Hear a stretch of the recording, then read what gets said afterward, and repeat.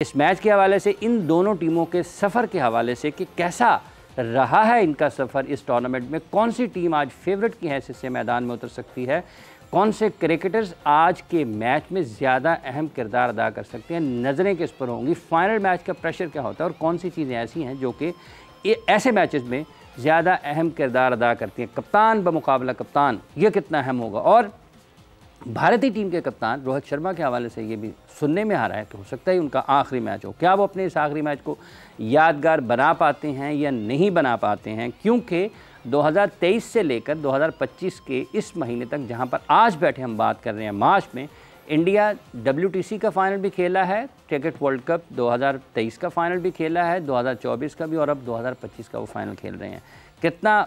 क्या इस चीज़ का भी कोई फ़ायदा हो सकता है इंडिया टीम को? और न्यूजीलैंड भी हमेशा से आपको ICC के इवेंट्स में बेहतर खेलते हुए दिखाई देते हैं। इन तमाम चीज़ों पर गुफ्तगू करेंगे पाकिस्तान क्रिकेट टीम के साथ कप्तान जनाब मोहम्मद यूसुफ साहब हमारे साथ मौजूद है। अस्सलाम वालेकुम यूसुफ साहब। वालेकुम। बहुत बहुत शुक्रिया आपका। मुजाहिद जमशेद साहब इंटरनेशनल क्रिकेटर भी हमारे साथ मौजूद है। अस्सलाम वालेकुम मुजाहिद साहब। वालेकुम। बहुत बहुत शुक्रिया आपका। यूसुफ भाई, ये जो 23, 24, 25 मुसलसल फ़ाइनल खेल रहे हैं, WTC का फ़ाइनल भी खेला, किसी भी टीम को अगर कोई वो मुख्तसर से वक्त में 1.5-2 साल के अरसे में इतने फ़ाइनल खेलती है, तो क्या ये एतमाद का सबब बन सकता है जब वो एक और फ़ाइनल खेलने जा रहे हों? बिस्मिल्लाहिर्रहमानिर्रहीम। इसमें कोई शक नहीं कि जिस तरह की उन्होंने परफॉर्मेंस दी है, अब 2 दफ़ा तो टेस्ट चैम्पियनशिप का फ़ाइनल खेली है, फिर एशिया कप जीती है, 2023 का वर्ल्ड कप फ़ाइनल हारी है, फिर T20 वर्ल्ड कप जीते हैं, और फिर अब चैम्पियंस ट्रॉफी का फ़ाइनल खेल रहे हैं और मुसलसल जीत रहे हैं। कोई मैच हारे नहीं है, अपने जो पूल मैच उनमें भी कोई मैच नहीं हारे, सेमीफाइनल भी जीते हैं। एक मुकम्मल प्लानिंग और एक कॉम्बिनेशन नज़र आ रहा है, और quality players, world class players का जो कॉम्बिनेशन है यंगस्टर के साथ मिलकर बहुत ज़बरदस्त नज़र आ रहा है। आप देखें उनके यंगस्टर भी परफॉर्म कर रहे हैं, उनके जो सीनियर प्लेयर हैं वो बहुत ज़बरदस्त परफॉर्म कर रहे हैं, और रोहित शर्मा का जो अपनी इंटेंट है ना ऊपर से जो वो क्रिकेट खेलता है कि चाहे मैं ज़ीरो करूं, उन्हें क्रिकेट ऐसी खेलनी है। वो एक आके ना पैटर्न सेट कर देता है, पेस सेट कर देता है कि इस तरीके की हमने क्रिकेट खेलनी है, इस ब्रांड की क्रिकेट खेलनी है। फिर नीचे सारे उसको फॉलो कर रहे होते हैं, सबका कोई ना कोई प्लान है, वो नज़र आ रहा होता है उनका प्लान। आप देखें उनकी बैटिंग में, उनकी बॉलिंग में, इवन फील्डिंग में प्लान नज़र आ रहा होता है। हर चीज़ में एक प्लानिंग है उनकी, जिस वजह से आज वो इस जगह पे बैठे हैं, चौथा फाइनल खेल रहे हैं। मेरा ख़्याल है कि फुल क्रेडिट जाता है इनकी जो प्लानिंग करने वाले लोग हैं और पूरी टीम को, जिस तरीके से वो खेल रहे हैं। पूरी दुनिया में उनको सराहा जा रहा है और सराहना भी चाहिए जिस तरह ये क्रिकेट खेल रहे हैं, और मज़ा आता है उनकी गेम को देख के। देखिए कोई भी कंट्री हो, हमें सीखना चाहिए, वो भी ऐसे ही सीखे हैं, वो पहले ऐसे नहीं थे। अगर वो भी सीखे ना 80s 90s अर्ली में देखें, उनकी टीम ऐसी थोड़ी थी, हर जगह से हारती थी, इवन जिम्बाब्वे से हार जाती थी। आप 99 वर्ल्ड कप का मैच देखें, उसमें वो जिम्बाब्वे से आ रहे हैं, सीरीज़ें हार जाते थे जिम्बाब्वे से, लेकिन उन्होंने लर्न किया, लोगों से सीखा है और लगे रहे, मेहनत करते रहे, आपस में बैठ के उन्होंने बात की। जैसे कल हम बात कर रहे थे, हम सबको मिल के बैठ के बात करनी चाहिए। देखें आप अभी इंग्लैंड को देखें, वो इंडिया को वो कह रहे हैं कि ये अपना ऑलरेडी जीते हुए हैं, एक और सीरीज़ अपने होम ग्राउंड में जीत जाएंगे। तो आप दूसरी कंट्री के साथ मैच डाल सकते हैं। हम जैसे कल वाली बात में थोड़ा सा आ जाऊँगा कि हमने आपस में मैच डाला, आपस में मैच नहीं डालना, हमने दूसरों को बोलना। देखिए गलती किसी से भी हो सकती है, जैसे मैं शुरू में टीवी में बैठता, हमें आइडिया नहीं था टीवी पे क्या होता है, बंदा बोल देता है, कुछ चीज़ें होती थी, लेकिन समझ आई थी कि यार ऐसे नहीं, ऐसे हमें आपस में एक होना है। देखिए लोग कहते हैं ये व्यूज़ के लिए ना, ये लोगों को कुछ कहते नहीं, दूसरे लोगों कंट्री को कुछ कहते नहीं, सिर्फ व्यूज़ के लिए। नहीं, हमें व्यूज़ नहीं लेने, हमने अपने मुल्क को ठीक करना है, हमने अपने क्रिकेट को ठीक करना है, मुल्क को ठीक करना है। देखिए जो हमारे जूनियर्स जो हमारे बाद हैं, उनकी फतुहात भी हैं, उन्होंने 2009 का वर्ल्ड कप जीता है, 2017 की चैंपियंस ट्रॉफी जीती, इनको भी सराहना है। और इनसे पहले वालों ने जो किया है, हमारे बड़ों ने, उनको भी सराहना, उनको भी याद रखना, सबको सराहना है हमने। तब जाकर इंडिया ने यही तो किया है।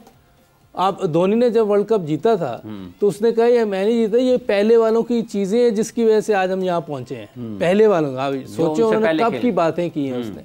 तो हमें ऐसी चीज़ें करनी कि जिससे हमारे नए प्लेयर्स भी जिन्होंने जीता हुआ है उनको भी सराहें, और जो हमारे पुराने हनीफ भाई, ज़हीर भाई, जितने भी हमारे उस दौर के प्लेयर चलते हुए आ रहे हैं, हमने अपने हर प्लेयर की रिस्पेक्ट करनी है, फिर जाके हम कहीं खड़े होंगे।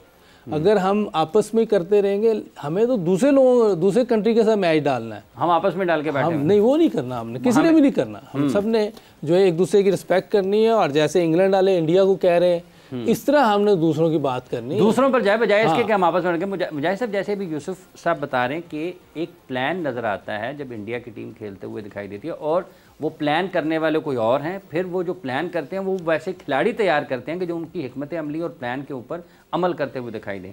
तो आपको लगता है कि फिर ये चीज़ें एक बाकायदा तौर पर एक निज़ाम का हिस्सा हैं? प्लान करने वाले भी उतने ही ज़्यादा अहम हैं, क्योंकि फिर उन्होंने आगे दूसरे लोगों को तैयार करना है।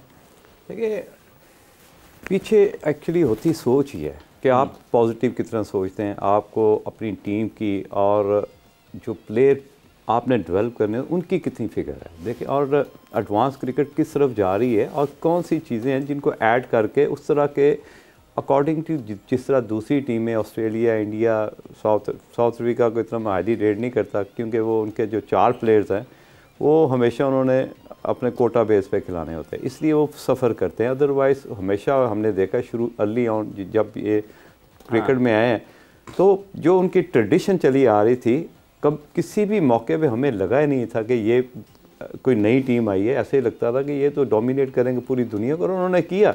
हंसी करोड़े तक तो उन्होंने डोमिनेट किया। उसके बाद आप 92 के वर्ल्ड कप में जब वो वापस आए तो ये ट्रेडिशन या एक सिस्टम पीछे से चला आ रहा होता है। यूसुफ ने सही बात की है कि देखें जो हमारे प्लेयर्स हैं उनकी जो लेगेसी है उनका भी एक अपना रोल है, और उस रोल को आहिस्ता आहिस्ता जिस तरह न्यू ब्रांड नई गाड़ियाँ आ रही हैं, स्पीड वाली गाड़ियाँ आ रही, तो आहिस्ता से क्रिकेट भी उस तरफ जा रही है कि आपने एक्सेलरेट करना है अपनी क्रिकेट इस ग्रैंड फिनाले के बारे में, जहां पे New Zealand and India would be in action. तो साथ ही साथ हम गुफ्तगू को आगे बढ़ाएंगे। लाला शाहिद खान आफरीदी ने हमें ज्वाइन इन किया है। सो लाला, अस्सलाम वालेकुम and welcome to the show. जी अस्सलाम वालेकुम। वालेकुम सलाम सारे मेरे दोस्तों को। जी सो लाला, सबसे पहले India versus New Zealand, very well fought teams, दोनों टीम्स की बहुत अच्छी कारकर्दगी रही है। जिस तरह न्यूजीलैंड ने स्टार्ट ऑफ किया, जिस तरह इंडिया अनबीटन रही। लीग मैच का आखिरी मैच इन दोनों टीम्स ने आपस में खेला था एंड फिर से ये एक दूसरे के आमने सामने हैं। What do you expect tonight?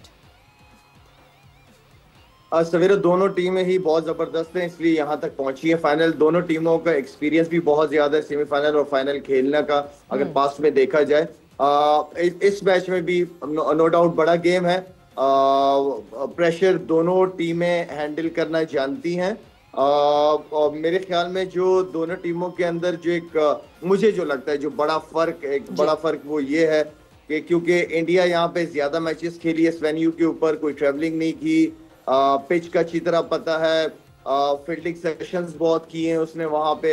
तो मेरे ख्याल में जिस तरह मैंने शुरू में कहा था कि मेरे लिए मैं ये नहीं कह रहा कि न्यूजीलैंड की टीम अच्छी नहीं है, न्यूजीलैंड वेल बैलेंस टीम है और यहाँ ऐसे नहीं पहुंच जाते फाइनल तक। तो मेरे ख्याल में सिर्फ जो फायदा है वो ये है कि इंडिया खेला उस वेन्यू पे सारे मैचेस है, तो आइडिया बहुत अच्छा होगा उसको वहां पे खेलने का, फाइनल खेलने का। बाकी प्रेशर गेम है, बड़ा गेम है। लेट्स सी कौन सी टीम कम से कम गलतियां करती है।